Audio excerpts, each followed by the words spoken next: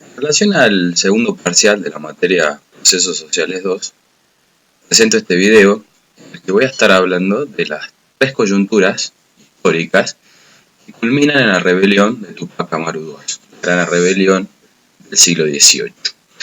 Todo esto partiendo del análisis, de la lectura del libro de Scarlett Cofilan Godoy, Un siglo de rebeliones anticoloniales, Perú y Bolivia, 1700-1783. Antes de pasar a hablar específicamente de esas coyunturas, me parece necesario e imprescindible casi hablar de un contexto en realidad socioeconómico en el virreinato del Perú en ese siglo XVIII, incluso abarcando fines del siglo XVII. En materia económica, vale decir que podemos destacar tres tipos de centros productivos. Las minas, que se daba principalmente en la zona de sierras, en esa misma zona también se daban los obrajes o talleres textiles, y las haciendas, que se pueden encontrar en cualquiera de los pisos ecológicos. Además, estos tres tipos de centros productivos representaban una absorción de importante mano de obra, prácticamente toda la mano de obra dedicada a estos tres tipos de producción. La minería, destacándose sobre las otras dos, como la actividad principal y al mismo tiempo un eje articulador entre las tres maneras de producción. Y debido a la importancia de la minería en este caso, actuaba como un factor de fluctuaciones. ¿Qué quiere decir esto?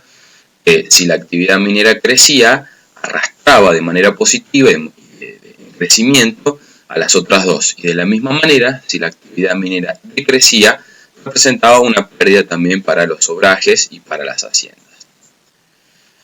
En cuanto a los tributos, la parte minera abonaba lo que se denominaba el quinto real, para la producción textil y agrícola, la alcabala o el impuesto a la compraventa, y la sisa era el relativo a el ganado y el negocio de la carne.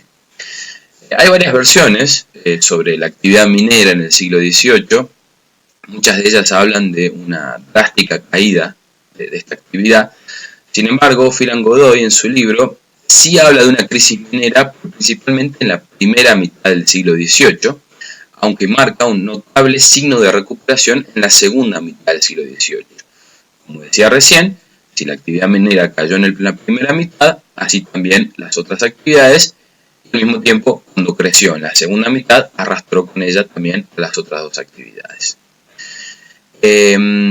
Las tres coyunturas, para empezar a hablar de ellas, el nombre de las mismas que les puse tiene relación con los títulos que la autora puso en el libro.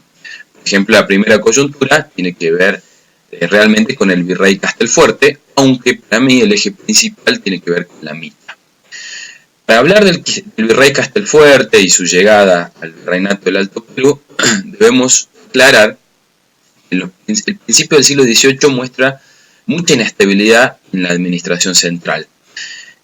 Antiguamente se elegía para virrey a virreyes arzobispos para tratar de mantener un equilibrio entre la autoridad eclesiástica y la autoridad civil. Sin embargo, en estos principios del siglo XVIII, la sucesión de varios virreyes en poco tiempo habla de la incapacidad para mantener dicho equilibrio. Al mismo tiempo, se estaba dando un fenómeno que tiene que ver con un crecimiento del poder de los curas locales, en constante conflicto con los corregidores y también con los caciques indígenas. Como antecedentes de algunas revueltas, podemos marcar, también tiene que ver con el indicador del poder de los curas locales, la que se dio en el 1710, una rebelión en Yamellín contra el diezmero. Es un poco contradictorio porque los curas se oponían al sistema de diezmo, pero en realidad no es así. Ellos, a no ser del alto clero, no cobraban tributo a través del diezmo, sino que lo hacían a través del sistema de sínodos. Por lo tanto, sí entraban en conflicto con la autoridad civil que cobraba el diezmo. Al mismo tiempo, como una ventaja en este momento particular histórico de los curas, es que tenían un contacto muy fluido, un contacto cercano con los pueblos, lo cual les daba además la posibilidad de hablar el mismo idioma, ya sea quechua o aymara. Llegamos al nombramiento del virrey Castelfuerte, que además de esta importancia histórica de la que estamos hablando, marca el inicio de una dinastía dinastía de virreyes militares, dejando de lado lo que yo recién mencionaba, que es la continuidad de virreyes arzobispos históricamente. ¿Qué pretendía el virrey Castelfuerte? Principalmente la aplicación de un proyecto de unos años anteriores, incluso del siglo anterior, del virrey duque de La Palata, que se basaba en tres cosas principales: revitalizar la economía colonial, remodelando tributos y la mita, fundamental, y la realización de un censo. Pasando específicamente a este censo, uno de los fines principales en realidad era evitar el no empadronamiento de indígenas. ¿Y por qué hacían esto los curas y los corregidores? Porque si no estaban empadronados, no tenían la obligación de tributar al rey y por lo tanto lo podían usar ellos para su beneficio personal. A diferencia de lo que el virrey Castelfuerte creía, que el servicio de la mita había decrecido en cuanto a la cantidad de indígenas, este censo reveló un importante crecimiento de población sujeto a la mita. A pesar de ello, ya que tenía la idea, Castelfuerte, incluso antes de hacer el censo, decidió incrementar el número de mitayos. Y el censo sirvió como un registro meticuloso para distinguir entre mestizos e indios.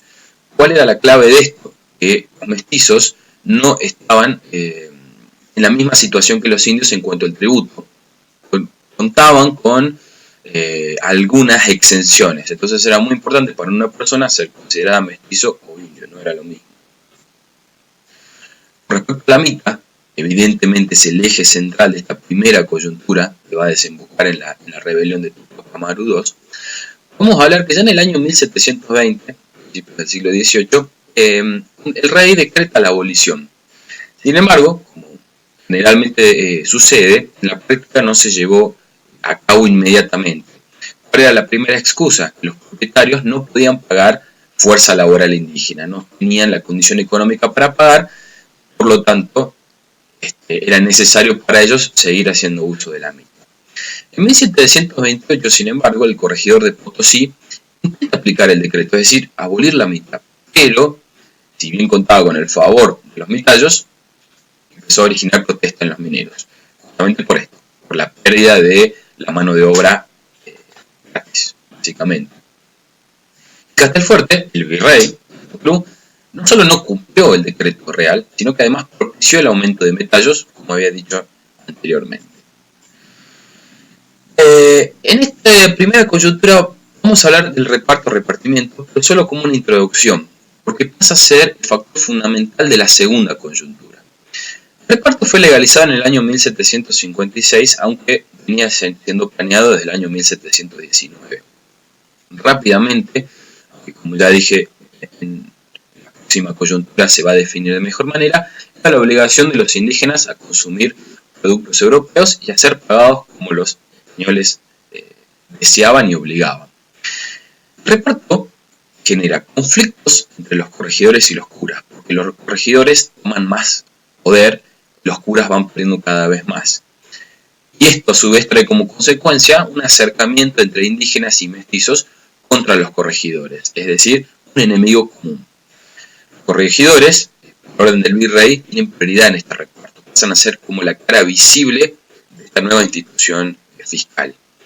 Los curas a la vez tienen una reducción en su tributo, donde van a siempre alegar que los indígenas se olvidan del tributo o lo dejan a un lado para poder dedicarse enteramente casi al reparto. Esto trae consecuencias, por supuesto.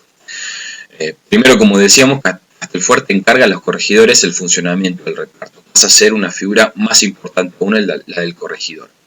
La respuesta del cura, ¿cuál es? El cobro directo de tributo. Como se veía afectado económicamente, los curas decidieron cobrar por ellos mismos el tributo que creía que les correspondía. El virrey a su vez reacciona y autoriza a las autoridades civiles españolas a indagar sobre la vida privada de los eclesiásticos, que evidentemente tenían muchos secretos, ya sea en cuanto a cosas ilegales, en cuanto a relaciones con indígenas, mestizos, pero no tiene la reacción que el virrey esperaba. Por lo contrario, el rey solo ordena suprimir los escándalos descubiertos, lo cual tiene mucha similitud con lo que pasa hoy con la iglesia. Para marcar antecedentes de rebeliones, las más importantes se dan en el año 1730 en Cochabamba, que es originada por un rumor de una clasificación entre indios y mestizos, en relación con el censo que hablaba hace un rato, que genera mucho malestar en la población. El líder de esta rebelión se lo puede identificar como un artesano mestizo de apellido Calatayud. Exigía la rebelión, que el alcalde y el corregidor sean mestizos. Sin embargo, la rebelión es sofocada y no logran conseguir lo que ellos querían. En Cotabambas, en la zona de Cusco, 1730, también se produce una rebelión que es originada por otro rumor. En este caso era por el castigo acerca de deudas en algunos tributos. Como decíamos, una forma de rebelarse, intentaban evitar el pago de tributos y estaba el rumor de que iban a ser castigados. Ellos reaccionan, el pueblo reacciona antes que este supuesto castigo que iban a recibir, arrestan al corregidor y lo acusan de cobrar un doble impuesto, de manera onerosa, tributo y reparto. Sin embargo, también es sofocada la rebelión y los líderes son arrestados en el año 1731.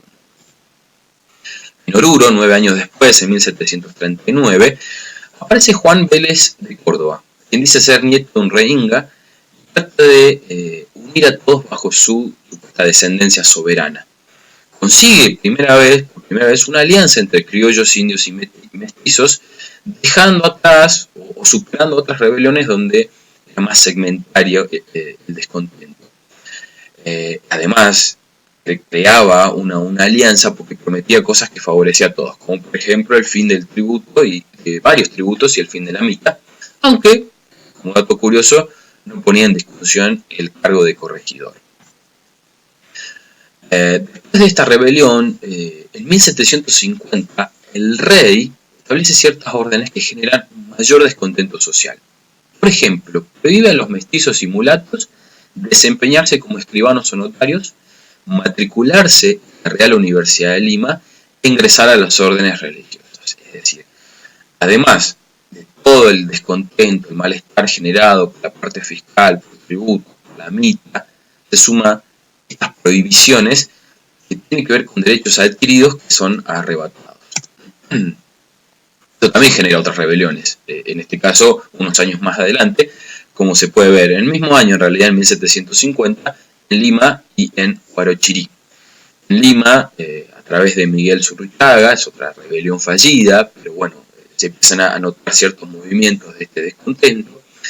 Y en Huarochirí, Francisco Jiménez Inga, quien lidera, tiene ciertos momentos simbólicos como izar una bandera roja en la plaza principal y ordena saquear haciendas y bloquear caminos, en donde vemos que ya se trata de algo más violento. Pasamos ahora a la segunda coyuntura. Directamente vamos a hablar del reparto, porque el reparto es el eje fundamental y el factor más importante de esta segunda coyuntura. Es legalizado en el año 1751 y se empieza a aplicar desde el año 1756, teniendo en cuenta que siempre tiene su demora las aplicaciones en cuanto al tiempo y a la territorialidad, por supuesto.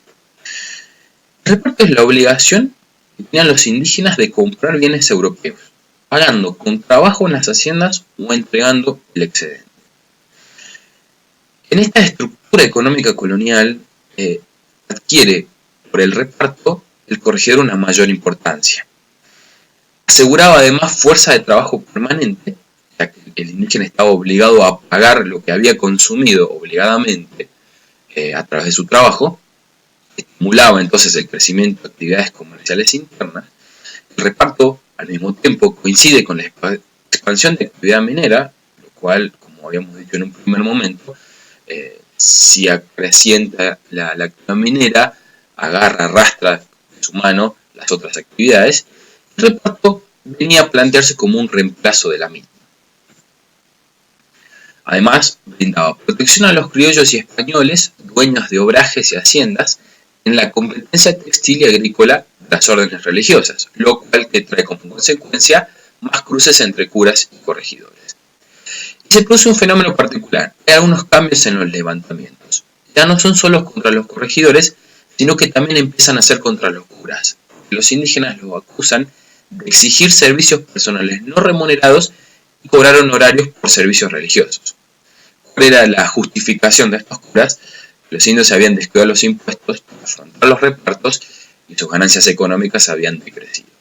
El reparto, a pesar de generar todo este descontento, este malestar, no produjo un levantamiento general, sino solo revueltas menores, locales y desarticuladas entre sí.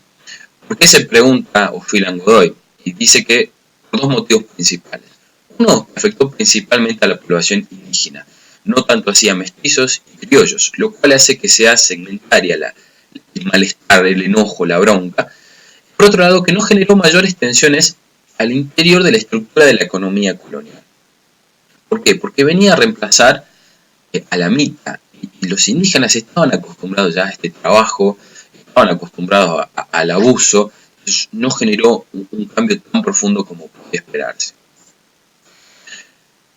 Sí produce el reparto una diversificación de revueltas, que como mencioné recién, no estaban articuladas entre sí, pero se apuntaban en 4 puntos principales. Contra los administradores de los centros productivos coloniales, tales como los obrajes y las minas.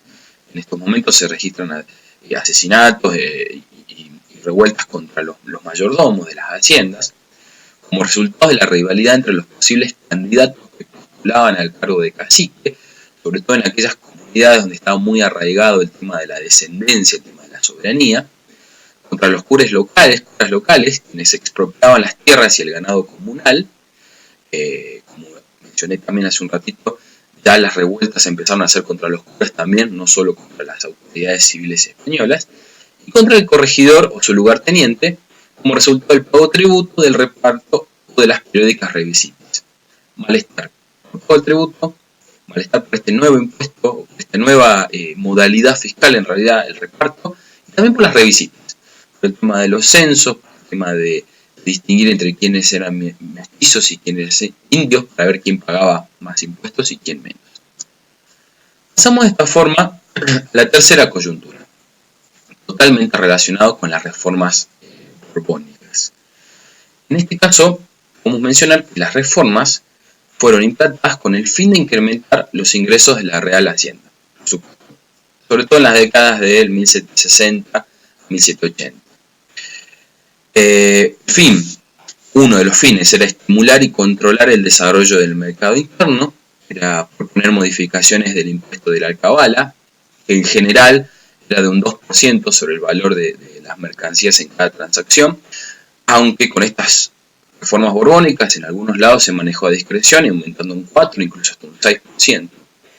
El establecimiento de aduanas, fundamental para entender todo este momento histórico, y un tema administrativo también que no se puede dejar pasar por alto, que es la división entre el Virreinato del Alto Perú y el del Río de la Plata, en el año 1776. Hablemos de las dos modificaciones más importantes de estas reformas borbónicas. En primer puesto, el impuesto de la alcabala, se puso en aumento esa discreción, como había dicho recién.